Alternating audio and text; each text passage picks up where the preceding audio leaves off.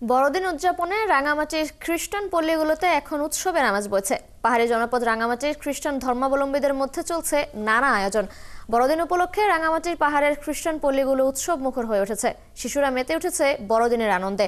গির্জাগুলোতেও চলছে সাজসজ্জার কাজ। রাঙামাটি শহরে 7টি খ্রিস্টান পল্লী রয়েছে। এর মধ্যে আসাম বস্তি, নতুন বস্তি, বন্ধু যিশুটিলা, মানিকছড়ি সহ অন্যান্য গ্রামের মানুষ গির্জার প্রার্থনা করে নানা আয়োজনে বড়দিন উদযাপন করেন। এছাড়া কাপ্তাই, চন্দ্রঘোনা ও বিলাইছড়ির পাংখ পাড়ায় খ্রিস্টান ধর্মাবলম্বী চাকমা, ত্রিপুরা পাংখ ও খিয়াং সম্প্রদায়ের মানুষ নানা অনুষ্ঠানের আয়োজন করেছে।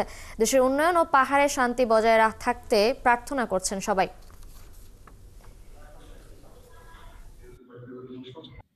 বড়দিনের মধ্য দিয়ে আমরা পৃথিবীতে যেন আনন্দ, শান্তি, একতা, ভ্রাতৃত্ববোধ ছড়িয়ে দিতে পারি। দেশের জন্য, সমাজের জন্য এবং পরিবারের জন্য মঙ্গল প্রার্থনা করে থাকে। ধনী গরিব সবার সাথে এক হয়ে সেই উৎসবটা আমরা পালন করতে পারি।